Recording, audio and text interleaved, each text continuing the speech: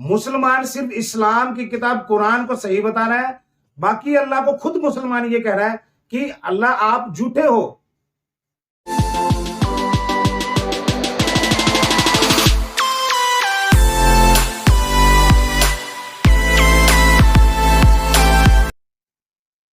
नमस्कार दोस्तों, गुरु शरणम। कौन है काफिर? काफिर का जो मतलब है वो क्या है? क्या मुसलमानों के अलावा सभी लोग काफिर हैं? अब ये जो बात है, अब मुस्लिम जितने भी हैं, हमारे हिंदुओं को क्या कहते हैं कि तुम लोग काफिर हो, तुम लोग काफिर हो। अल्लाह ताला ने कहा है कि काफिरों को जिंदा रहने का हक नहीं है, काफिरों को मार दो। अगर अल्लाह ताला ने कुरान में यह कहा है कि काफिरों का कत्ल कर दो, क्या हिंदू ही काफिर हैं? काफिर का जो मतलब है, पहली बात तो है खुद मुसलमानों को ही नहीं पता कि काफिर होते क्या है, काफिरों का मतलब क्या है। अब जो काफिरों का मतलब है, अगर खुद मुसलमानों को ही काफिरों का मतलब पता होता तो शायद वो अल्लाह ताला की बातों का विश्वास करते या खुद गुमराह होते। अब गुमराह तो हैं। अब जो काफिर है, अब उनको यह लगता है कि मुसलमान के अलावा सभी लोग काफिर हैं।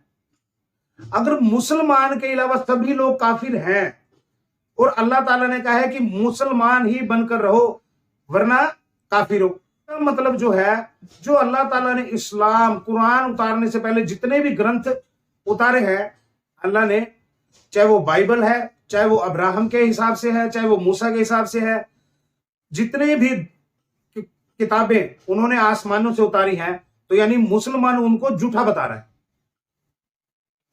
मुसलमान सिर्फ इस्लाम की किताब कुरान को सही बता रहा है, बाकी अल्लाह को खुद मुसलमान ये कह रहा है कि अल्लाह आप झूठे हो, इनडायरेक्टली। क्योंकि मुसलमान यही कह रहे हैं ना कि मुसलमान ही है जो कुछ है, बाकी सब काफिर हैं। अब मुसलमानों की कुरान से पहले क्या और किताबें नहीं उतरी? बहुत से दीन धर्म बने हैं। इस्लामिक किताब कुरान उतरने से पहले भी अल्लाह ने बहुत से दीन बना लिए थे, बहुत से धर्म बना दिए थे,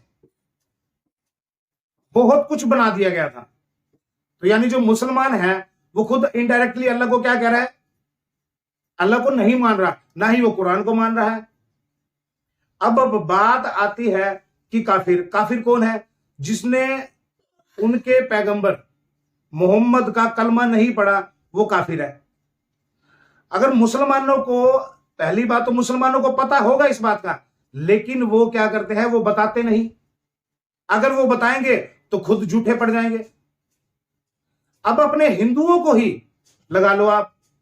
अब हमें अपने भागवत गीता में कुछ श्लोक, कुछ बातें ऐसी जो हमें पता ही नहीं, क्योंकि हमने पढ़ी नहीं। अगर पढ़ी है तो हम बता नहीं रहे भाई ईश्वर ने इसमें क्या कहा है। अब अल्लाह ताला ने कुरान में क्या कहा है? मुसलमान बन जाओ, मोमिन बनो। अब मुसलमान जो नहीं है वो काफिर है? वो काफिर नहीं है। क्या पता वो कुरान को नहीं मानता, उससे पहले वाली किताब को मानता हो।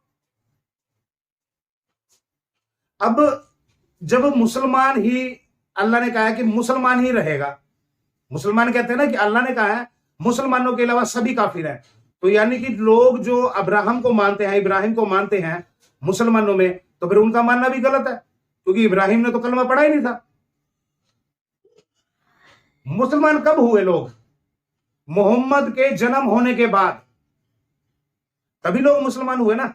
लेकिन मोहम्मद ने जिस मां की कोख से जन्म लिया, यानी फिर वो मुसलमान नहीं थी, तो फिर वो काफिर हुई।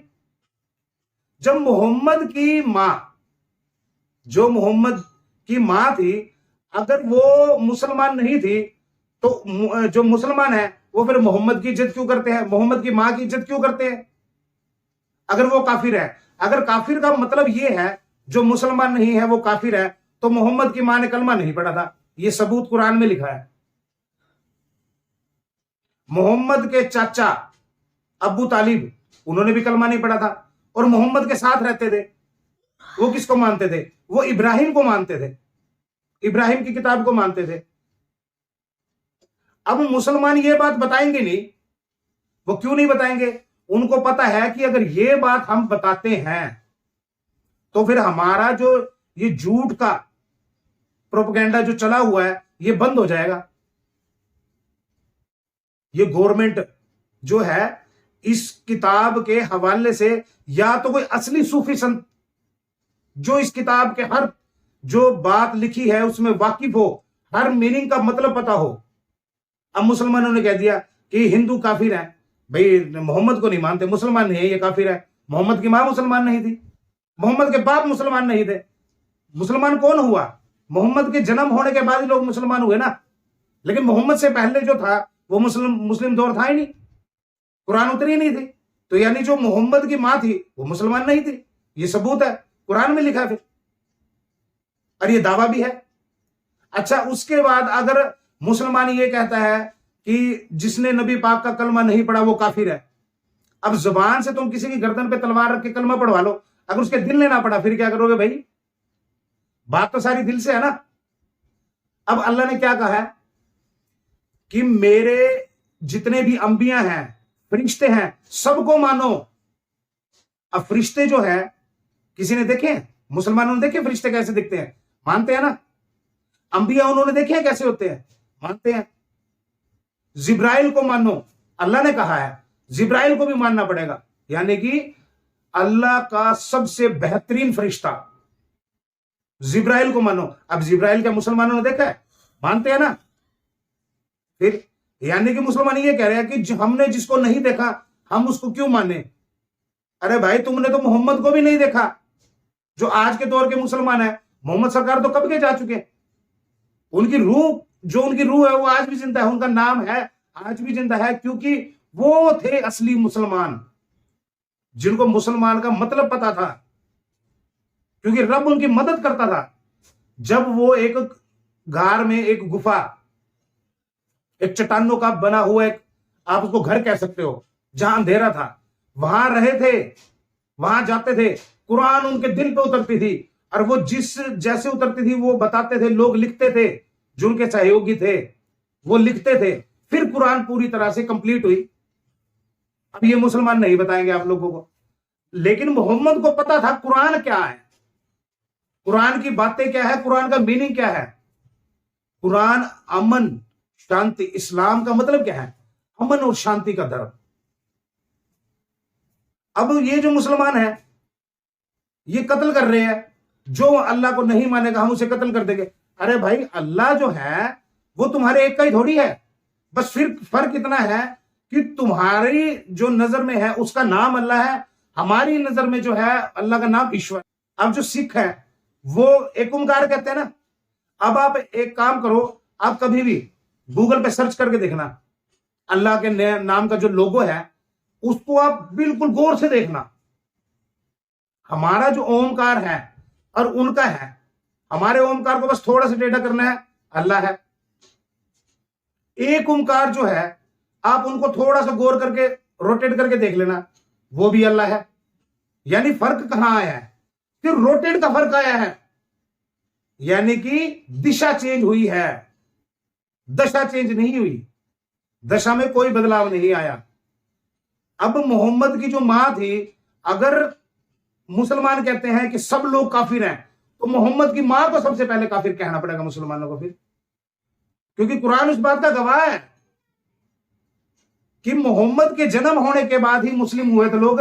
मोहम्मद के जन्म से पहले कोई मुस्लिम नहीं था। फिर इब्राहिम को क्यों मानते हैं ये लोग? कुरान में इब्राहिम का भी जिक्र है, मूसा का भी जिक्र है, ईसा मसीह का भी जिक्र है। यानी रब ने क्या कहा? रब ने खुद साबित कर दिया ना कि मेरे ही उतारे हुए हैं ये। अब 1,24,000 पैगंबरों की उतरने का दावा कुरान करती है। कुरान जो है 1,24,000 पैगंबर के अल्लाह ताला की तरफ से उतारे जाने का दावा करता है अल्लाह कुरान में। लेकिन कुरान में कितने पैगंबरों का जिक्र है? 10, 20, 30। बाकी जो थे वो कहां है? फिर वो भी तो है ना दुनिया में कहीं ना कहीं। अब लोग कहते हैं कि हम काफिर हैं, और हमारे हिंदू क्या करते हैं? पता तो होता नहीं, पता है नहीं किसी बात का, और अपने हिंदू अपने आप को मान के बैठ जाते हैं कि हाँ भाई उनकी किताब में लिखा है भी जो काफिर है उनका कत्ल कर दो। अरे तुम काफिर कहाँ हो? काफिर का मतलब ये है कि रब को ना मानना। आप लोग अगर ईश्वर को मानते हो तो फिर आप लोग कैसे काफिर हो सकते हो? ना ही फिर कोई हिंदू काफिर है, ना ही कोई यहूदी काफिर है, ना ही कोई ईसाई काफिर है, ना ही कोई सिख काफिर है। लेकिन मुसलमान इस बात को असली जो मीनिंग है वो बताते ही नहीं। अब 2 दिन से मैं क्या कर रहा था, मैं सोशल मीडिया चेक कर रहा था भाई लोगों की जो है हिंदू मुस्लिम के बारे में क्या सोच है। न्यूज नेशन के नाम से एक चैनल आया, उसको मैंने देखा। उसकी जो होस्ट है पिनाज त्यागी, उसका एक जो शो है क्या कहता है इस्लाम, उसकी मैंने 4-5 वीडियो देखी। 4-5 वीडियो में यही बात हो रही है इस्लाम के बारे में। इस्लाम क्या कहता है, मैंने बहुत देखा, उसमें बहुत सुना, लेकिन मुझे बिल्कुल भी समझ नहीं आया, क्योंकि वो जो मुस्लिम जो बोल रहे हैं ना तो उनको कुरान का मतलब पता, और जो समझा रहे हैं ना उनको पता।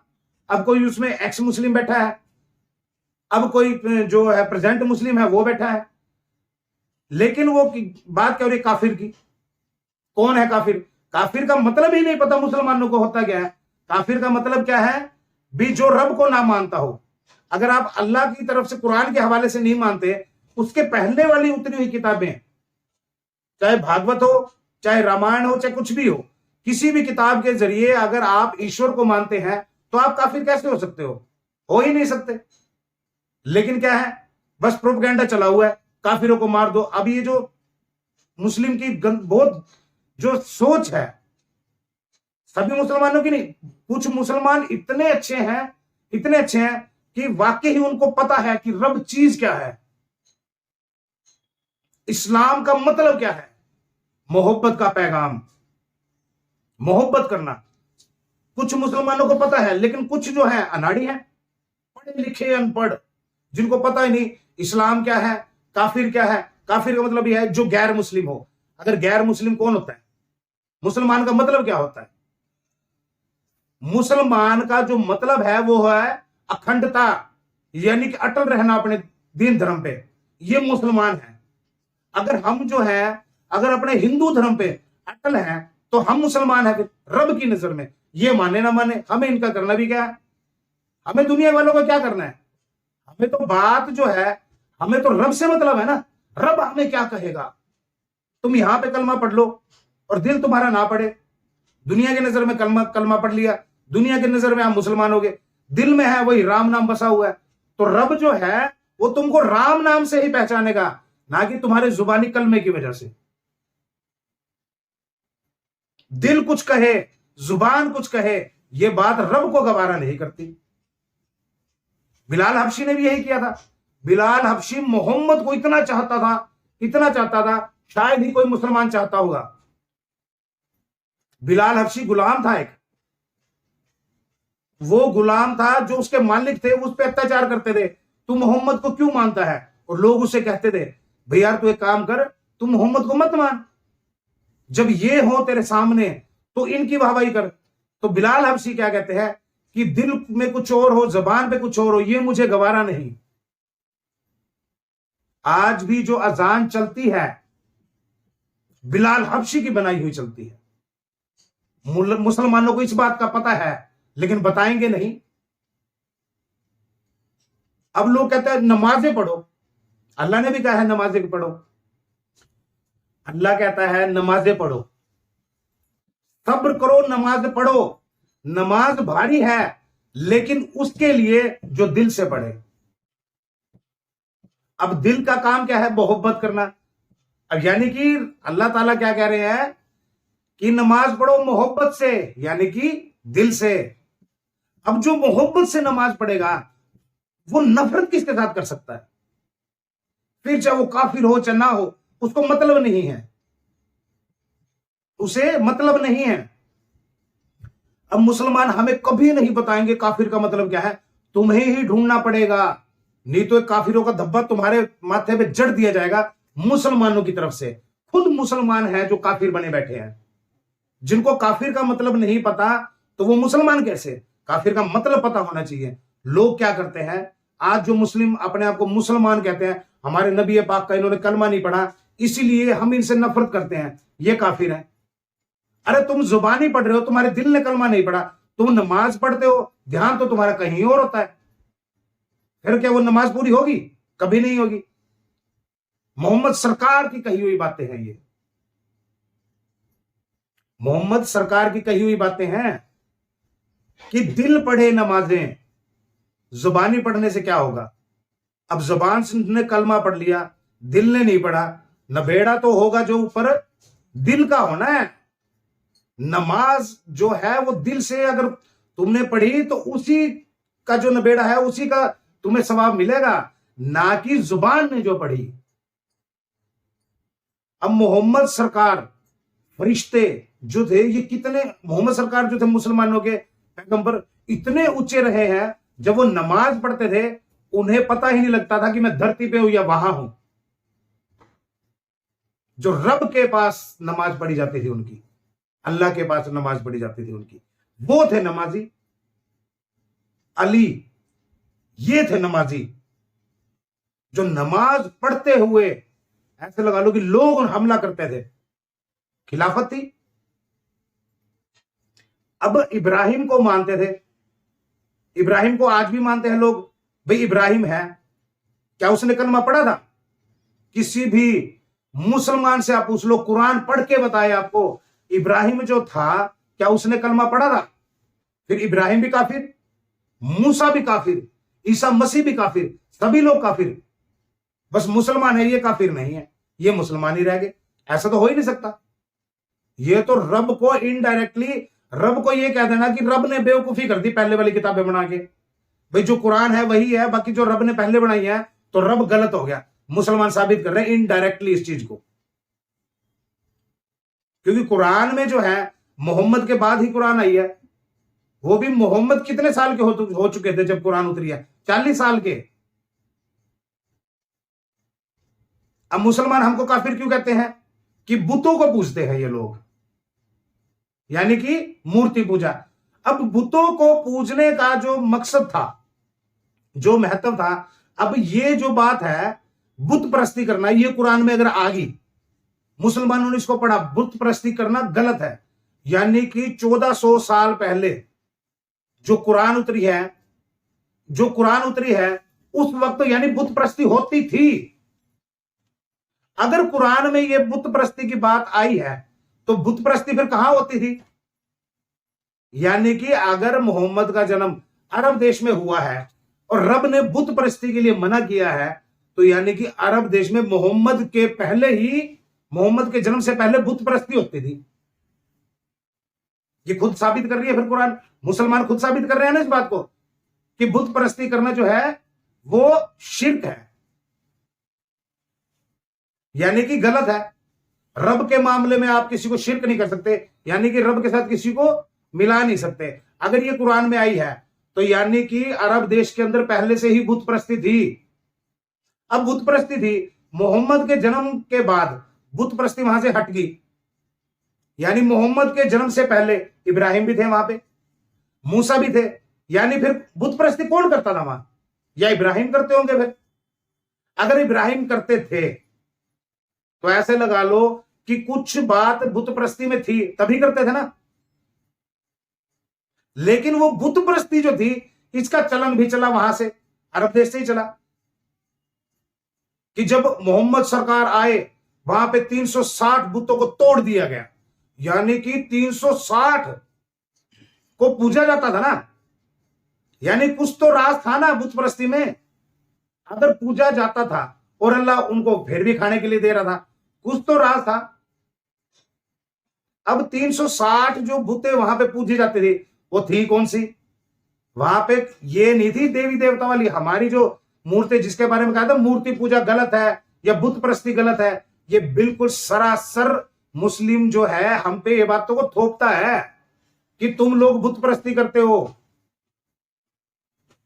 मुसलमान जो है वो इन बातों को हमारे ऊपर थोपता है कि बुत परस्ती करते हो। लेकिन बुत परस्ती जो असली में थी वो मक्का, जहां मक्का बना है वहां पे क्या होता था, लोग जिनके बुजुर्ग गुजर गए, जैसे हम पितर लोग कह देते हैं, हमारे पितर, किसी का दादा चला गया, किसी का परदादा चला गया, वो उनकी मूर्तियां बना के ना मक्का के अंदर रख देते थे।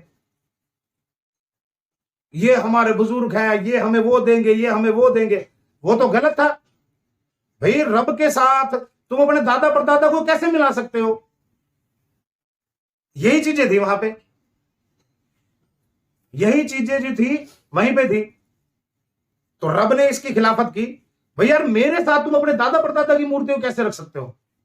अच्छा, अगर मान लो फिर भी अगर बुत प्रस्ती करना गलत है, तो मक्का के अंदर हम लोग इंटरनेट पर सर्च करके देख लो, वहां पे एक ना ब्लैक सा पत्थर है, जिसको मुस्लिम क्या कहते हैं, हजर अस्वद इस कहते हैं। भाई वो क्या है फिर? अगर हम लोग पत्थरों को पूजते हैं, तो वो जो है, वो जो पूजा जा रहा है, वो क्या है फिर? वो भी तो कुछ है ना राज। लेकिन इसके राज भी हम धीरे धीरे खोलेंगे हमारे ही यूट्यूब चैनल पे। धीरे धीरे पता लगेगा कि वाकई हम काफिर है, या मुसलमान जो हमें काफिर बना रहे हैं, या वो खुद काफिर है।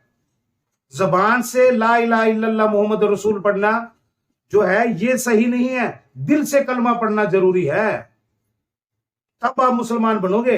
अब ये जो मुसलमान है, नमाज पढ़ ली, नमाज पढ़ने के बाद किसी से नफरत कर ली, किसी की बहू बेटी को बुरी नजर से ताक लिया, सवाल ही पैदा नहीं हो सकता कि उन्होंने दिल से नमाज पढ़ी है और दिल से कलमा पढ़ा है, फिर वो मुसलमान नहीं कहलाएंगे। रब के सामने दुनिया को दिखा सकते हैं हम मुसलमान हैं, लेकिन रब के सामने नहीं है। आज का जो दौर है, जो आज का दौर है, वो क्या यही चीज चल रहा है ना, हिंदू मुस्लिम के झगड़े, हिंदू मुस्लिम के झगड़े। अब कुरान के हवाले से देख लो आप, आज जो बात आपके साथ हम करेंगे वो टोटल कुरान के हवाले से ही होगी। अब अल्लाह ताला ने क्या फरमाया कुरान में कि हजरत सुलेमान के दौर में जिन्नातों का हमला था। जिनको हम भूत प्रेत कहते हैं, जिन, उन्होंने लोगों को गुमराह किया। हजरत सुलेमान ने उन जिन्नातों को मारने के लिए इंसानों का कत्ल किया। यानी कि उनके हजरत सुलेमान का जो राज्य था, वहां पे जिन भूत प्रेत इतने हावी हो गए थे, लोगों को आपस में लड़वा रहे थे। तो हजरत सुलेमान ने क्या किया, अपनी सेना को ले गए। अल्लाह की जो रहमत थी हजरत सुलेमान पे थी। हजरत सुलेमान इंसान को देखते ही देख लेते थे कि इसके अंदर जिन है, जिन्नात है इसके अंदर। तो वो उसको पहले तो उसको पकड़ना, समझाना कि तू रब को, खुदा को याद कर, लेकिन नहीं होता था। फिर बाद में क्या होता था, जंग होती थी, कुछ लोग मरते थे। अब ये जो है हजरत सुलेमान के दौर में था। ये कुरान झूठ नहीं कह सकती, कुरान नहीं कह सकती झूठ, क्योंकि अल्लाह ताला ने फरमाया, मोहम्मद सरकार ने भी बताया, अली ने भी बताया कि हजरत सुलेमान के दौर में जिन्नातों को जो था वो हमला था, लोगों को आपसी में लड़ा देते थे। आज जो हम हिंदू मुस्लिम लड़ रहे हैं, तो क्या गारंटी है कि आज जिन्नातों का हमला नहीं है? होगा ना।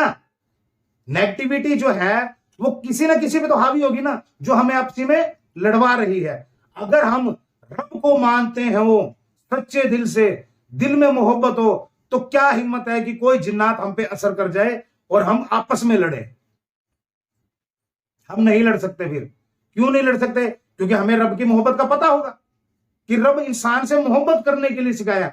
रब ने कुरान में कहा, प्यार से रहो, नेकियां करो, मैं अमन शांति चाहता हूं। फिर रब ये कैसे कह सकता है कि काफिरों का कत्ल करो? काफिर को पता होना चाहिए काफिर का मतलब क्या है। काफिर का मतलब तो वही हो गया जिन्नात। ये रब को नहीं मानते, क्योंकि इन्होंने रब की खिलाफत कर दी थी जब रब ने आदम को बनाया था। शैतानों ने खिलाफत कर दी थी रब की कि हम इंसान को तेरे नजदीक नहीं आने देंगे, ये आदम जात को तेरे नजदीक नहीं आने देंगे। तो अब जो ये नमाजें पढ़ी जा रही हैं, तो शैतान उनको नमाजें पढ़ने कहां दे रहा है? वजू करने से वजू नहीं होता, दिल से कलमे पढ़ने पड़ते हैं, तब वजू होता है।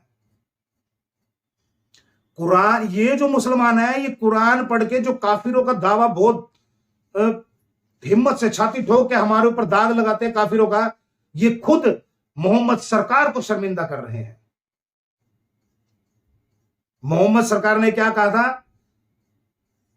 गाय का जो दूध है, जो से घी बने, वो तुम्हें शिफा देगा, लेकिन जो मांस है वो बीमारी लगा देगा। लेकिन मुसलमान इस बात को नकार रहे हैं, यानी कि फिर मोहम्मद को झूठा बता रहे हैं। वो ये गाय का मांस क्यों खाया जाता है? सिर्फ हमसे नफरत रखते हैं। ये हम हिंदुओं से ये नफरत रखते हैं, हमें टॉर्चर करने के लिए हमारी गाय को जो पूजनीय है उनको खाया जाता है, सिर्फ टॉर्चर करने के लिए। या तो कलमा कबूल करो या तो हम इसे खाएंगे।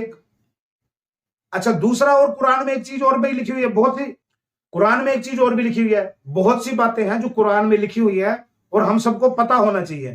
कुरान में यह भी कहा गया है कि जिस जमीन पर तुम रहो वहां के कानून को फॉलो करो। अब इंडिया के अंदर जो है वो गाय जो है वो पूजनीय है। अगर यहाँ के कानून को मुसलमान फॉलो नहीं करते, यानी कि वो कुरान को झुटला रहे हैं। फिर अपने आप को कहता है कि हम मुसलमान है। अरे कुरान का एक आयत को भी झुटलाना मुसलमान नहीं कहलाता। अरे ये तो बहुत सी झुटला रहे हैं। एक तो काफिर कह रहे हैं। अगर काफिर कहा जाता है जो मुसलमान नहीं है, तो मोहम्मद की मां मुसलमान नहीं थी, कुरान में लिखा है। क्योंकि मोहम्मद के जन्म के बाद मुसलमान हुए ना लोग, उसकी मां जो थी वो मुसलमान नहीं थी, तो फिर मोहम्मद की मां क्या हुई? काफिर। अगर मोहम्मद की मां काफिर थी तो उसकी कोख से इतनी बड़ी पाक हस्ती ने जन्म कैसे लिया? सोचने की बात है ना। अच्छा, फिर उसके जो चाचा थे मोहम्मद के, अबू तालिब, कलमा उन्होंने भी नहीं पढ़ा, क्योंकि वो मोहम्मद के चाचा थे और इब्राहिम के दीन को मानते थे। मोहम्मद ने नहीं कहा कि तू इस्लाम कबूल कर, कलमा पढ़, जोर नहीं किया। अरे मुसलमान, अगर हम लोग जिनका गुरु, जिनका मुर्शद सरकार चांदीराम है, वो बहकावे में नहीं आएगा, किसी से नफरत नहीं करेगा, चाहे वो कोई भी धर्म हो। क्योंकि हमारी सरकार ने कुरान बताई है कि क्या है, भागवत बताई है क्या है, बाइबल बताई है क्या है, गुरबाणी को सिखाया है क्या है। रब का जो बात है, रब की बात को हमारे दिल में उतार दिया हमारे मुर्शद सरकार चांदीराम कि रब चीज क्या है, रब का मतलब क्या है, रब इंसानों से क्या चाहता है, इंसान कैसे उससे मोहब्बत करे, कैसे उस तक पहुंचे, सिर्फ अमन शांति। सरकार ने यही बताना है। सरकार को मतलब नहीं है तुम किस दीन को मानते हो, किस धर्म को मानते हो। सरकार का जो मतलब है, रब को मानो, चाहे किसी भी गाइडलाइन से मानो। अब ये किताबें जो है ये सही रास्ता दिखाएंगी। अब मान लो कि हम टूर पे गए, लद्दाख चले गए या कहीं भी चले गए, हमें लद्दाख का नहीं पता, या किसी भी टूरिस्ट जो जितने भी हिल स्टेशन है हमें नहीं पता, तो वहां क्या करेंगे? गाइड करेंगे ना, जो हमको सही से वहां के नियम बताए। तो ये कुरान जो है ये गाइडनेस होगी ना हमारे लिए, तो सही रास्ता दिखाए। अब इसी को पढ़ के हम मरते चले जाएं, एक दूसरे का कत्ल करें, बम लगा के बच्चों के स्कूल को विस्फोट कर दें, बच्चे मर जाएं। अब इनको क्या लगता है मुसलमानों को? अब जितने भी आतंकवादी मरे हैं, चाहे वो अमेरिका की तरफ से मारे गए हैं, चाहे इंडियन गवर्नमेंट की तरफ से मारे गए हैं, चाहे खुद अफगान, इराक, ये जैसे आपस में लड़के मर रहे हैं, टेररिस्ट मर रहे हैं ना। अब ये मुस्लिम क्या कहते हैं? ये मुस्लिम कहते हैं कि जो शहीद हो गया वो जन्नत में जाएगा, उसको 72 हूरें मिलेगी। रब बेवकूफ बैठा है, अल्लाह जो है वो ऊपर बेवकूफ बैठा है। अरे जिसके बम विस्फोट से जिसकी मां के बच्चे, कितनी माओं के बच्चे मरे होंगे, रब उनके लिए हूरों के तोहफे लेके बैठेगा। उनकी मां को रब क्या जवाब देगा? जो रब से इंसाफ की उम्मीद लगा के बैठी हैं, उनसे भी तो रब जवाब लेगा ना, भाई तुमने किसको मारा, क्या कसूर था उनका? क्या कहेंगे? रब उन्होंने कलमा नहीं पढ़ा, वो काफिर थे, कलमा नहीं पढ़ा, तुझे क्या जोर आता था? नहीं पढ़ा, मैं देखता। तू कौन होता है हमारे बीच में आने वाला? तुझे अगर मैंने बनाया तो उनको किसने बनाया? मैंने बनाया ना।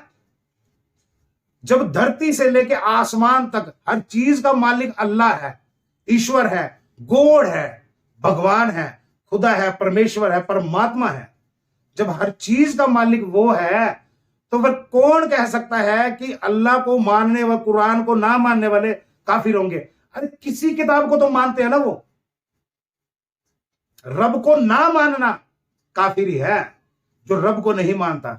अगर आप भागवत के हिसाब से ईश्वर को मानते हो, अगर आप बाइबल के हिसाब से परमेश्वर को मानते हो, अगर आप गुरबाणी के हिसाब से ओमकार को मानते हो, तो आपको जो काफिर कहते हैं वो खुद रब की नजर में काफिर है।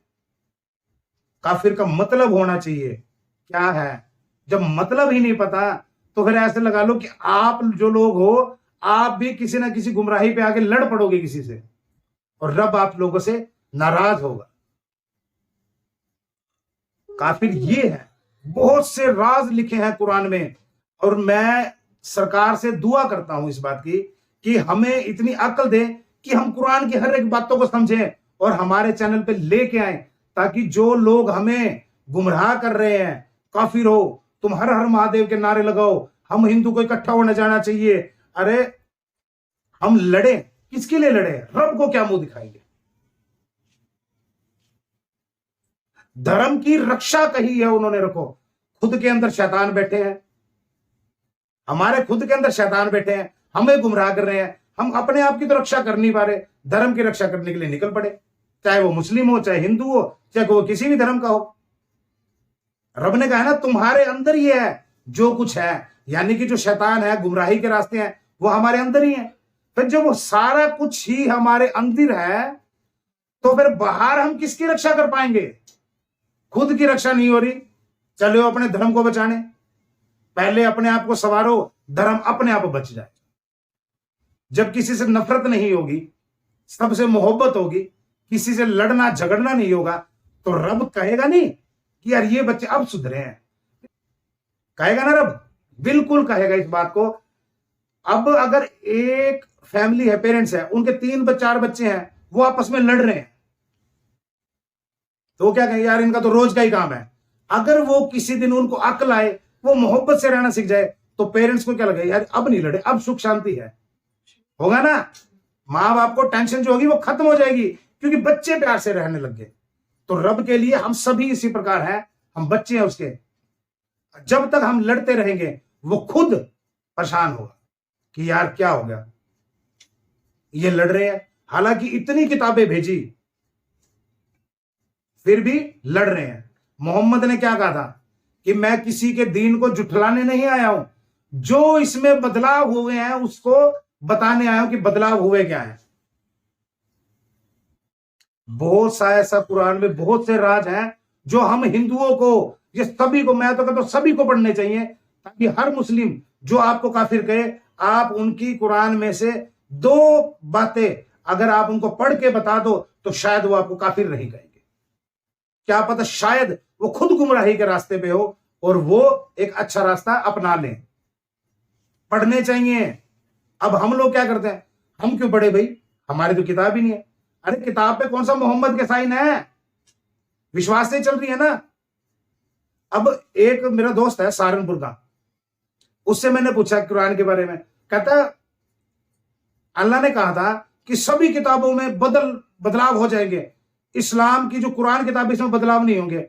अच्छा, कुरान में अगर बदलाव नहीं होंगे तो फिर ये शिया, सुन्नी, देवबंदी, वहाबी कहां से बन गए भाई? ये बदलाव हुए तभी तो बने हैं। अगर बदलाव ना होते तो सब उम्मती कहलाते हैं ना मोहम्मद के। कोई शिया है, कोई सुन्नी है, कोई वहाबी है, कोई देवबंदी है, कभी किसी का मुंह किस तरफ, कभी किसी का किस तरफ। कोई कहते मज़ारों में जाना चाहिए और कोई कहते नहीं जाना चाहिए। यानी कि कुरान में ही बहुत बदलाव आ गए। जब कुरान में ही बदलाव आ गए तो फिर ये देख लो कि आज के जो मुसलमान हैं फिर वो क्या होंगे? अगर हमने हमारे ग्रंथ को सही ढंग से समझा ही नहीं, हमारे ग्रंथों को, चाहे वो भागवत हो, चाहे वो कुरान हो, चाहे बाइबल हो, चाहे वो गुरबानी हो, तो फिर ऐसे लगा लो कि हम खुद गुमराह हो गए ना। अगर आप लोगों को भागवत के बारे में कुछ नहीं पता, फिर अपने आप को सनातनी कहलाने के लायक ही नहीं हो। जब वो वहां जाओगे ना, फिर पता लगेगा। आप कहना रब के सामने, हम तो जी रोज मंदिर जाते थे, रब तुम्हारा हिसाब किताब वहीं कर देगा। तुम्हारे मुंह पे जब पड़ेंगी तुम्हारी पाठ पूजाएं जो तुमने इकट्ठी कर रखी हैं, वो मुंह पे दे मारेगा। क्योंकि रब कहता है कि मैं हर उस बात का जिम्मेदार हूं जो मैंने कही है, मैं उस बात का जिम्मेदार नहीं हूं, तुम समझे क्या हो। अब जो लोग काफिर हमें कहते हैं ना, तो तुम इस बात की चिंता मत करो, काफिर ही रहो, कोई बात नहीं। इसका जवाब रब ले लेगा, कौन काफिर था और कौन नहीं था। बस जिस धर्म को, जिस किताब को मानते हो उस पर अटल रहो, उसके नियमों को देखो और बिल्कुल सुख शांति से रहो। सवाल ही पैदा नहीं होता कि अल्लाह खुद तुम्हें काफिर कह दे, नहीं कहेगा। क्योंकि हमारे मुर्शद ने, सरकार चांदीराम ने कहा है कि मानो, एक को मानो, क्योंकि रब एक है, उस तक ही पहुंचना है, बाकी जो कुछ भी है। अब मुसलमान हमसे, हिंदुओं से क्यों नफरत करते हैं? सबसे बड़ा मुद्दा है, क्यों करते हैं भाई? ये तो मूर्ति को पूजते हैं, कभी किसी मंदिर चले गए, कभी किसी मंदिर चले गए। अब मोहम्मद ने क्या कहा था कि जिसका मैं मौला उसका अली मौला। यह बात मोहम्मद कह रहे हैं, यानी कि मोहम्मद की मदद करने के लिए अल्लाह ने, रब ने अली को भेज दिया, जिसका मक्का में जन्म हुआ, काबा के अंदर जन्म हुआ अली का, वहां जन्म हुआ। रब ने भेजा, रब ने कहा मेरे घर का शेर हैदर, शेर खुदा कहा जाता है अली को।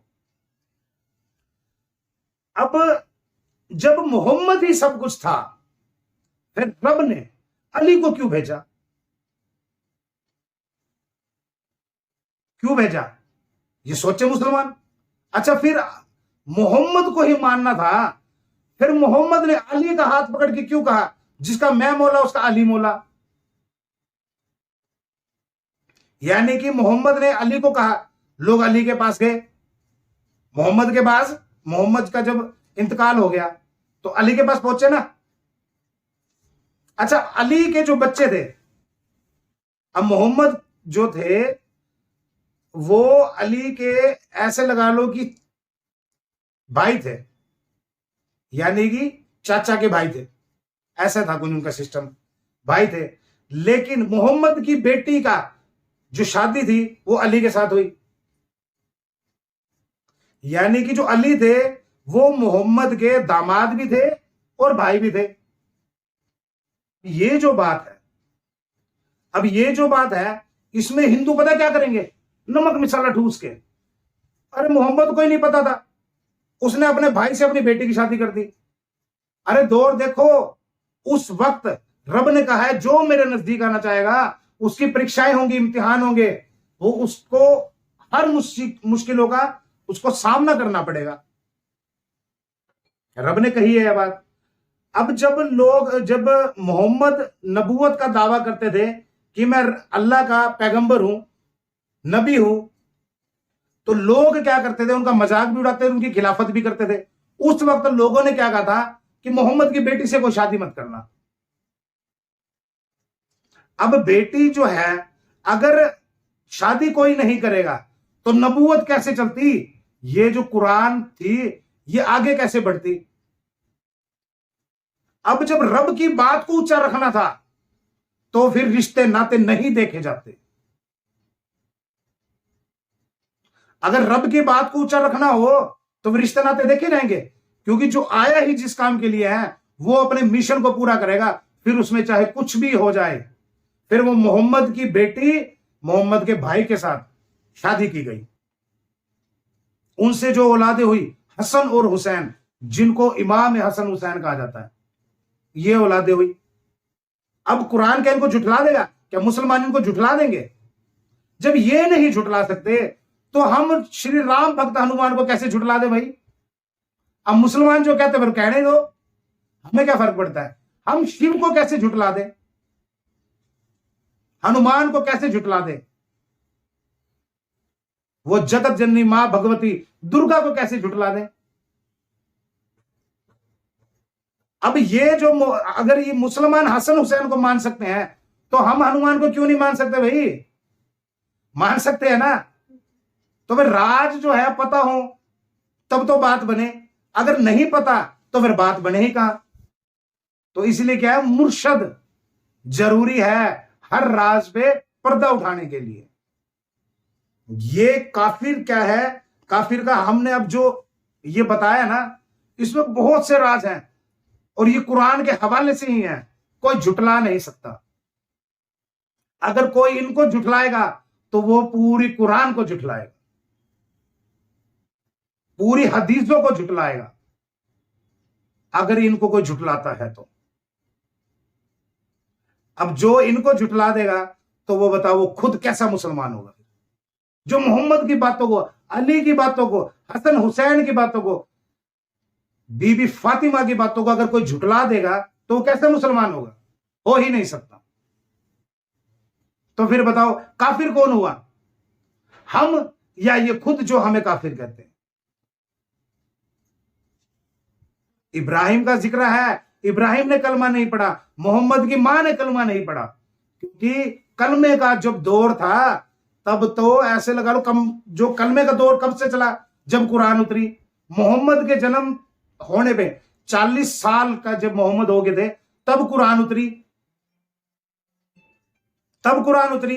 मोहम्मद के जब 40 साल के मोहम्मद हो चुके थे तब कुरान उतरी, तब कलमा आया, ला इलाहा इल्लल्लाह मोहम्मद रसूलुल्लाह, अल्लाह एक है और मोहम्मद उसके रसूल हैं। यानी कि उससे पहले जो कलमा किसी ने नहीं पढ़ा तो क्या कुरान उसको झुटला रहा है? इब्राहिम का भी जिक्र है, मूसा का भी जिक्र है, ईसा मसीह का भी जिक्र है, यकूब का भी जिक्र है, यूसुफ का भी जिक्र है, हजरत सुलेमान का भी जिक्र है। तो यानी रब ने इनके बारे में नहीं कहा कुरान में कि ये काफिर है। अगर कलमा जिसने नहीं पढ़ा अगर वो काफिर है तो इन्होंने तो नहीं पढ़ा था, लेकिन कुरान में कहीं नहीं लिखा कि ये भी काफिर है। जिस कोख से मोहम्मद ने जन्म लिया हो वो काफिर कैसे हो सकती है? फिर काफिर का मतलब है रब की खिलाफत करना। अगर आप रब को मानते हो, चाहे वो भागवत के हिसाब से हो, चाहे वो बाइबल के हिसाब से हो, चाहे वो गुरबानी के हिसाब से हो, आप काफिर नहीं कहलाओगे। ये रब की तरफ से, रब की तरफ का पैगाम है, यही रब समझाना चाहता है। लेकिन कुछ अनपढ़ लोग जो गुमराही का रास्ता में दिखा रहे हैं वो क्या कहते हैं कि तुमने ही जिंदा रहना है, तुम मुसलमान हो, तुमने कलमा पढ़ा है, बाकियों को मार दो। इसलिए जो आतंकवाद जो बढ़ रहा है वो इसी वजह से बढ़ रहा है। 72 हूरें मिलेंगी जन्नत में जाने पे, मतलब नीचे तुम बहुत बढ़िया काम करके आए और रब ने तुम्हारे लिए 72 हूरें ऊपर रख रखी हैं, भाई आ जाओ ले लो। अगर मान लो 72 हूरों के लालच में तुमने कई बच्चों को एक स्कूल में बॉम्ब लगा दिया, विस्फोट कर दिया, कई बच्चे मर गए, 72 हूरों के चक्कर में जाओगे, रब पकड़ नहीं लेगा? तुम्हें जन्नत का लालच था। मेरी बात जो थी, मुझ तक जो मेरी बात थी अमन शांति से रहना, उसको गौर ना किया, लेकिन 72 हूरों के लालच में तुमने बच्चों को मार दिया। यानी कि जो गुनाह है उसने गुनाह किया है किसके लिए? 72 हूरों के लालच में। जन्नत में 72 हूरें मिलेगी। रब क्या कहेगा? अगर तूने ये काम ना करता, जो विस्फोट उसने किया है, आतंकवादी हमला किया है, रब उसको कहेगा अगर तू ना करता तो शायद मैं मिल जाता। तूने ये किया, वो भी 72 हूरों के लालच में, जन्नत के लालच में। अब कुछ नहीं मिलेगा, अब सीधा दोजख मिलेगा तुझे। ये तो एक वो था ना, लालच था। देखते हैं, रब को पता था मेरी तरफ तो कोई आएगा नहीं, क्योंकि जो रब का रास्ता है वो बहुत मुश्किल है, तो जन्नत का ही लालच दे दे। जब ये जन्नत के लालच में आएंगे फिर बात करूंगा, तुम तो जन्नत के लालची थे, इसीलिए तुमने ये काम किया।